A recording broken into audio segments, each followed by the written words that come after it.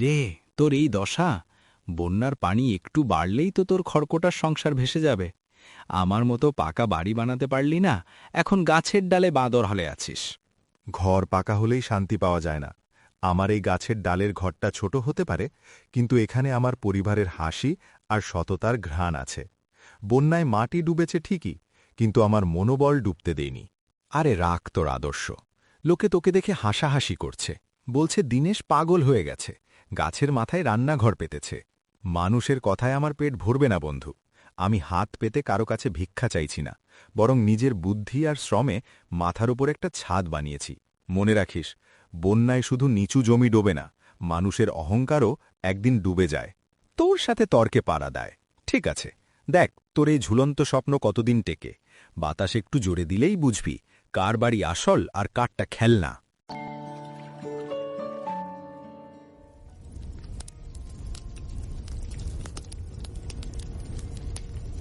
ও বৌমা, বেলা তো অনেক হলো, এখনো কি তোমাদের রান্না শেষ হয়নি? পেটের ভেতর তো খিদের জ্বালায় ইঁদুর দৌড়াচ্ছে, আমায় একটু খেতে দাও না। আপনার তো মা সারাদিন শুধু খাই খাই, একবারও কি চারপাশের অবস্থাটা দেখছেন? বন্যার পানিতে সব ভেসে গেছে, চাল ডাল জোগাড় করতেই রহিমের জান বেরিয়ে যাচ্ছে। তা আমি কি করব মা, বুড়ো শরীর, বেশিক্ষণ খিদে সইতে পারি না। এক মুঠো ফ্যান ভাত থাকলেও তো হতো, অন্তত পেটটা তো শান্ত থাকতো।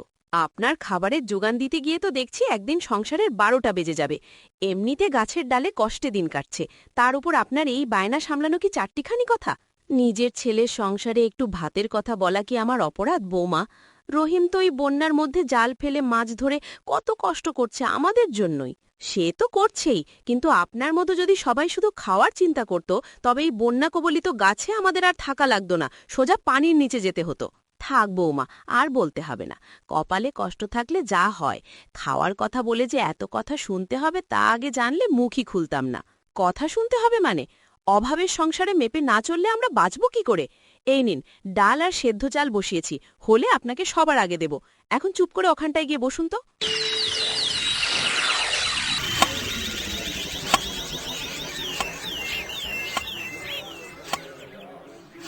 বাবা, তুমি উপরে কি করছো? সেই কখন থেকে তোমাকে খুঁজে বেড়াচ্ছি, কোথায় ছিলে তুমি এতক্ষণ? এই তো মা, আমাদের এই ঝুলন্ত বাড়িটা আরেকটু মজবুত আর বড় করার চেষ্টা করছি। বড় বড় কিছু ডাল কাটলে তোমাদের থাকার আরও জায়গা হবে। তা কি হয়েছে রে মা? বাবা, জানো, মা আজ দাদির সাথে অনেক ঝগড়া করেছে। মা খুব জোরে জোরে কথা বলছিল, দাদিও খুব কাঁদছে। বলিস কি মা? কেন, কি নিয়ে ঝগড়া হয়েছে? আমি তো সকাল থেকে মাছ ধরা আর ঘর ঠিক করার কাজে বাইরে ছিলাম। দাদি অনেকক্ষণ ধরে ভাত চাইছিল বাবা। মা বলছিল এখন রান্না হয়নি, আর দাদি নাকি সারাদিন শুধু খাওয়ার বায়না ধরে। মা বলছিল এত খাবার দিলে নাকি আমাদের সংসার শেষ হয়ে যাবে। সংসারের অভাব যখন মানুষের বুদ্ধি কেড়ে নেয়, তখন মানুষ আপনজনের সাথেই খারাপ ব্যবহার করে ফেলেলে মা। তোর মা হয়তো খাটুনি আর দুশ্চিন্তায় মেজাজ হারিয়ে ফেলেছে। কিন্তু বাবা, দাদির তো বয়স হয়েছে, তুমি কি মাকে একটু বুঝিয়ে বলবে? আমার না খুব ভয় লাগে যখন ওরা এভাবে ঝগড়া করে। তুই চিন্তা করিস না মা, আমি নিচে নেমে হাত মুখ ধুয়ে তোর মার সাথে কথা বলছি, দাদিকেও শান্ত করব।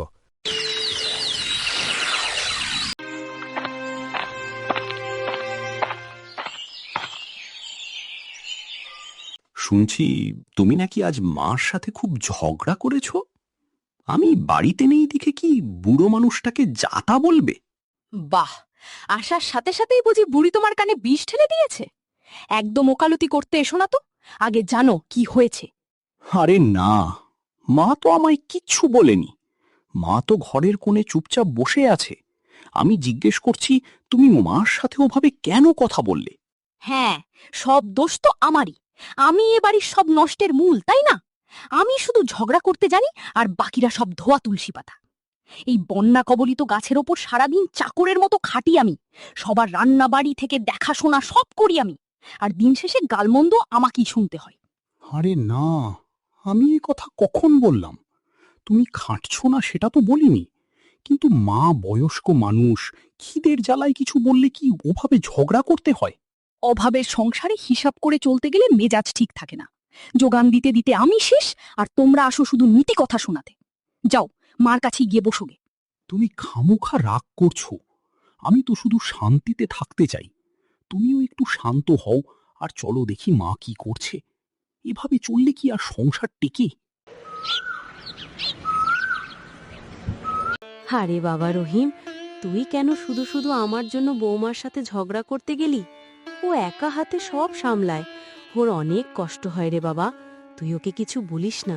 না মা, ঝগড়া করতে যাইনি, কিন্তু তোমার সাথে ওরকম ব্যবহার করবে সেটা তো আমি সইতে পারি না। তোমার যখন যা দরকার লাগবে তুমি সরাসরি আমাকে বলবে মা। বৌমা তো খারাপ না রে, অভাবের জ্বালায় মেজাজটা খিটখিটে হয়ে গেছে। এ গ্যাসের ওপর রান্নাবাড়ি করা কি চারটেখানি কথা? তুই ওর ওপর রাগ করিস না, রাগ করলে সংসারটা ভেঙে যাবে। সংসার তো আমি আগলে রাখারই চেষ্টা করছি মা, কিন্তু তোমার এই বয়সে তুমি একটু শান্তিতে দুমুটো খাবে, সেটুকুর জন্য যদি কথা শুনতে হয়, তবে আমার এই খাটাখাটুনির কি দাম রইল? পাগল ছেলে, আমি তো খেয়ে না খেয়েও বেঁচে থাকতে পারবো, কিন্তু তোদের দুজনের মধ্যে অমিল দেখলে যে আমার বুকটা ফেটে যায়। তুই গিয়ে ওকে একটু বুঝিয়ে বল, দেখবি সব ঠিক হয়ে গেছে।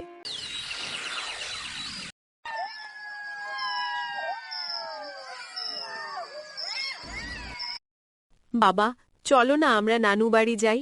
কতদিন নানুকে দেখি না, এখানে শুধু পানি আর পানি, আমার আর ভালো লাগছে না। না মা, এখন যাওয়া যাবে না। চারিদিকে যে অবস্থা দেখছো, নৌকা ছাড়া কোথাও যাওয়ার উপায় নেই। আমরা আরো কয়েকটা দিন যাক, তারপর যাব। তুমি সব সময় একই কথা বলো বাবা।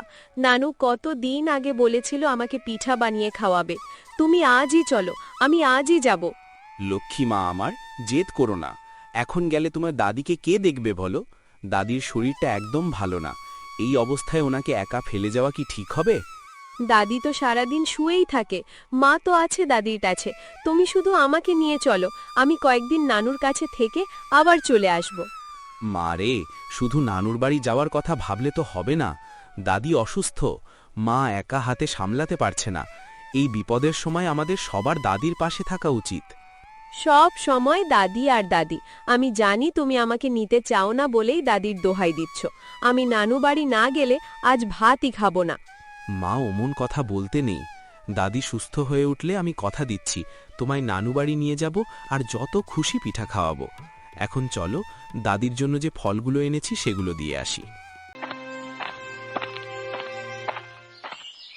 হ্যাঁ গো, চলো না আমার মার বাড়ি থেকে কয়েকদিনের জন্য ঘুরে আসি। মেয়েটাও অনেকদিন কোথাও যায় না, বাড়িতে বসে বসে ওর মনটা মরে যাচ্ছে। আমাদেরও একটু ভালো লাগবে। কি বলছো তুমি? একবার ভেবে দেখেছো কি বলছো? চারিদিকে বন্যার পানি, ঘরবাড়ির এই দশা। এই অবস্থায় মাকে কোথায় রেখে যাব? আরে তোমার মা তো সারাদিন শুয়েই থাকে, ওনাকে সাথে নিয়ে এই পানির মধ্যে টানাকানি করা সম্ভব না। তার চেয়ে আমরা ঘুরে আসি, মা বাড়িতেই থাকুক। বউ, মা অসুস্থ মানুষ, বিছানা থেকে উঠতে পারে না। আমরা সবাই মিলে আনন্দ করতে যাব আর মা একাই গাছে পড়ে থাকবে? এটা কেমন কথা হলো? আমি সব ভেবে রেখেছি। পাশের বাড়ির রিনা ভাবিকে বলবো 3 বেলা খাবার দিয়ে যেতে। ওনাকে কিছু টাকা দিয়ে দিলেই হবে, উনি ঠিকই যত্ন করবেন। তুমি রাজি হও না? টাকা দিলেই কি পরের মানুষ নিজের সন্তানের মতো সেবা করবে? রিনা ভাবির নিজেরই তো ঘর সামলাতে হিমশিম অবস্থা। মাকে পরের জিম্মায় রেখে আমি এক পাও নড়ব না। মার শরীর ভালো হোক, পানি নামুক, তখন যেখানে বলবে সেখানে নিয়ে যাব।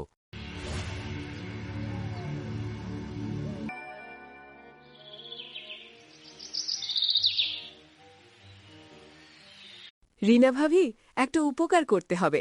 আমরা ভাবছি কয়েকদিনের জন্য আমার বাপের বাড়ি থেকে ঘুরে আসব। আপনি কষ্ট করে একটু রহিমের মাকে দেখে রাখেন। কি বলো আপা? এই বন্যার মধ্যে ঘরবাড়ি ফেলে অসুস্থ বুড়ি মাকে রেখে তোমরা বেড়াতে যাবে? এটা কেমন কথা হলো? আরে ভাবি, তেমন কিছু তো করতে হবে না। মা তো সারাদিন শুয়েই থাকে। আপনি শুধু দয়া করে 3 বেলা খাবারটা দিয়ে গেলেই হবে। আমরা তো আর বেশি দিন থাকব না। তা বুঝলাম, কিন্তু তোমার বর রহিম কি রাজি হয়েছে? ও তো মাকে ছাড়া এক মুহূর্ত থাকতে চায় না। ও কি এই অবস্থায় মাকে একা ফেলে যেতে দেবে? রাজি হবে না মানে? একটু বুঝিয়ে বলার পর আর না করতে পারেনি, রাজি হয়ে গেছে।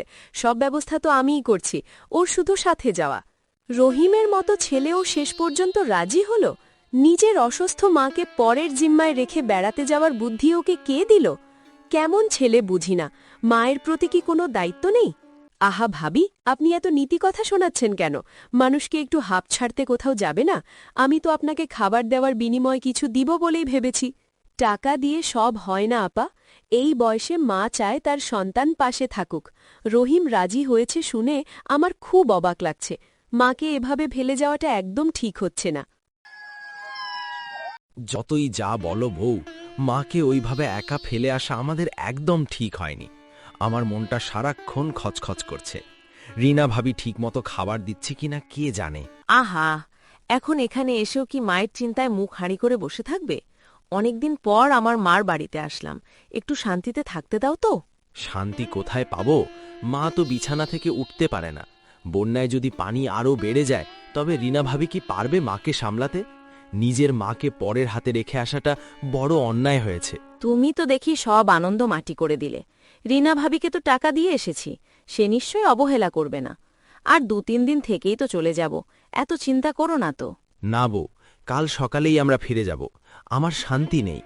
মায়ের যদি কিছু হয়ে যায় তবে নিজেকে আমি কোনো দিন ক্ষমা করতে পারবো না। মাই আমার কাছে সবার আগে। ইরে মা, রহিম তোকে ভালো রাখছে তো? জামাই তো খাটুনি কম করে না, কিন্তু তোর মুখটা এমন শুকিয়ে আছে কেন? শরীর খারাপ নাকি? আর বলো না মা, রহিম আমাকে ভালোই রাখত, কিন্তু এই বুড়িটা সারাটাক্ষণ যন্ত্রণার মধ্যে রাখে। একটা মুহূর্ত শান্তিতে নিঃশ্বাস ফেলার উপায় নেই। কেন রে, তোর শাশুড়ি আবার কি করল? অসুস্থ মানুষ, সারাদিন তো শুয়েই থাকে শুনেছি।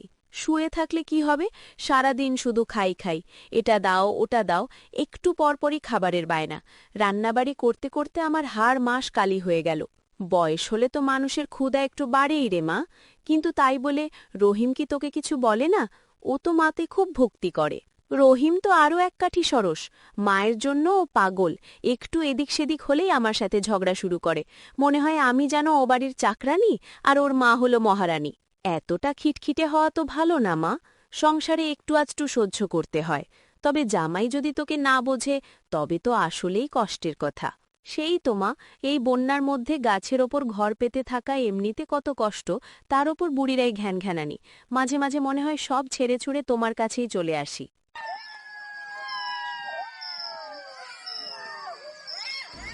মা, আমাদের মাফ করবেন। আমরা কাল সকালেই চলে যাব। আমার মনটা একদম স্থির হতে পারছে না। বুকের ভেতরটা কেমন যেন কু ঘাইছে। সে কি কথা বাবা, অনেকদিন পর তোমরা সবাই একসাথ হলে আর এসেই চলে যাবার কথা বলছো? আর একটা দিন অন্তত থেকে যাও বাবা। না মা, ইচ্ছে থাকলেও আর থাকা সম্ভব না। বারবার মনে হচ্ছে আমার মায়ের কোনো বিপদ হয়েছে।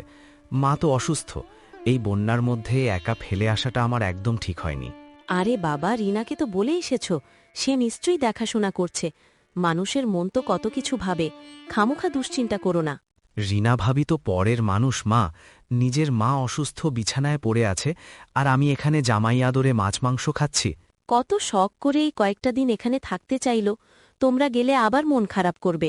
আবার কবে আসবে তার তো কোনো ঠিক নেই। মন খারাপ করলে আমি পরে এসে ওকে নিয়ে যাব মা, কিন্তু এখন আমার ফেরাটা খুব দরকার। আচ্ছা বাবা, মায়ের প্রতি এই টান দেখে ভালো লাগলো। তবে সাবধানে যাও, চারিদিকে পানি। কাল সকালেই তোমাদের নৌকার ব্যবস্থা করে দেব। আর কটা দিন থাকলে এমন কি ক্ষতি হতো? তোমার এত কিসের তারা বলো তো? শান্তির আশায় মায়ের বাড়িতে গেলাম, সেখানেও 2 দিন শান্তিতে থাকতে পারলাম না। শান্তি কি আর জোর করে হয়? নিজের মাকে ওই অবস্থায় ফেলে রেখে আমি ওখানে এক লোকমা ভাতও শান্তিতে গিলতে পারিনি। তোমার ওই এক কথা, মা তো আর মরে যাচ্ছিল না, রিনা ভাবি তো ছিলই। তুমি আসলে আমাকে একটু সুখে থাকতে দিতে চাও না, সব সময় মায়ের আঁচল ধরে পড়ে থাকতে চাও। সুখ কি শুধু নিজের মায়ের বাড়িতে গেলেই পাওয়া যায়? রিনা ভাবি পরের মানুষ, বিপদে সেই কেন নিজের জানবাজি রেখে আমার মাকে বাঁচাতে যাবে? যাও এখন তাড়াতাড়ি, সারাটা জীবন তো ওই বুড়ির সেবাই করে গেলাম, নিজের আর কোনো সকাল্লাদ থাকল না। দেখলে রূপা, ছেলে বউয়ের সুখের টানে মাটা মরেই গেল।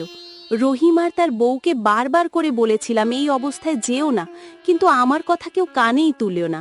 ঠিকই বলেছেন ভাবি, রহিম আসার পর কি কাণ্ড যে হবে তা ভাবতেই আমার গা শিউরে উঠছে।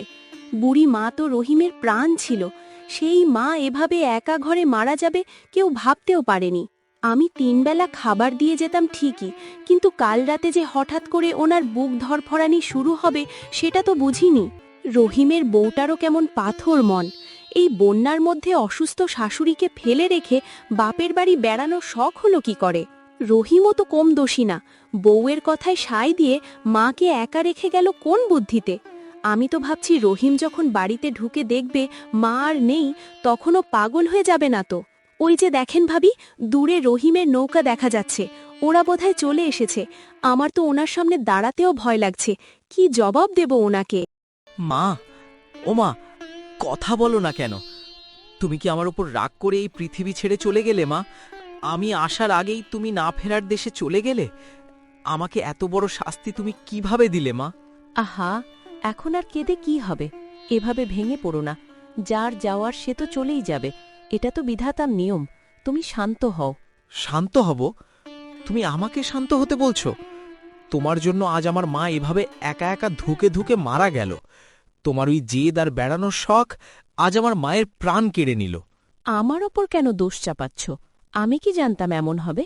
রিনা ভাবিকে তো বলে গিয়েছিলাম, মরণ তো কারোর বলে কয়ে আসে না। খবরদার, আর একটা অজুহাতও দেবে না। তুমি যদি বারবার জেদ না ধরতে, তবে আমি কোনো দিন মাকে একা ফেলে কোথাও যেতাম না। আমার মা আজ অন্তত আমার কোলে মাথা রেখে শান্তিতে মরতে পারত। আমি তো শুধু আমাদের ভালোর জন্যই একটু বাইরে যেতে চেয়েছিলাম। তুমি কি এখন সারা জীবন এই এক কথা বলে আমাকে দোষী করে রাখবে? আমারও তো খারাপ লাগছে। খারাপ লাগার অভিনয় করো না। তোমার পাথরের মন আমি চিনি। আজ থেকেই শূন্য ঘরে তোমার সেই কাঙ্ক্ষিত শান্তি নিয়ে থাকো। আমার মায়ের এই মৃত্যুর জন্য তুমি আর তোমার ওই অহংকারী দায়ী। আমি কোনো দিন চাইনি মা মারা যাক। তুমি এখন রাগের মাথায় যা খুশি বলছ। সময় হলে তুমি ঠিকই বুঝবে যে এতে আমার কোনো হাত ছিল না।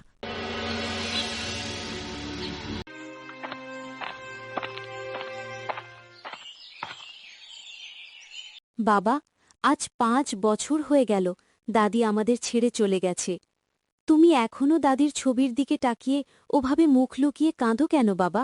মারে, এই 5 বছরে আমি অনেক টাকা পয়সা করেছি, বড় বাড়ি বানিয়েছি, কিন্তু আজ আমার বড় আফসোস হয় যখন আমার কিছুই ছিল না তখন আমার মা বিনা চিকিৎসায় ধুকে ধুকে মারা গেল। তুমি তো তখন খুব কষ্টে ছিলে বাবা। বন্যার সময় আমাদের তো কিছুই ছিল না। তুমি তো দাদিকে অনেক ভালোবাসতে। নিজেকে এভাবে কেন দোষ দাও বাবা? টাকা আজ আমার অনেক আছে মা, কিন্তু এই টাকা দিয়ে তো আর মাকে ফিরিয়ে আনা যাবে না। সেদিনের সেই অবহেলা আর ভুল সিদ্ধান্তের ক্ষত এই 5 বছরেও শুকালো না রে মা। কেঁদো না বাবা। দাদি যেখানেই আছে দেখছে যে তুমি এখন কত বড় মানুষ হয়েছ। তোমার এই আফসোসই প্রমাণ করে তুমি দাদিকে কতটা ভালোবাসতে।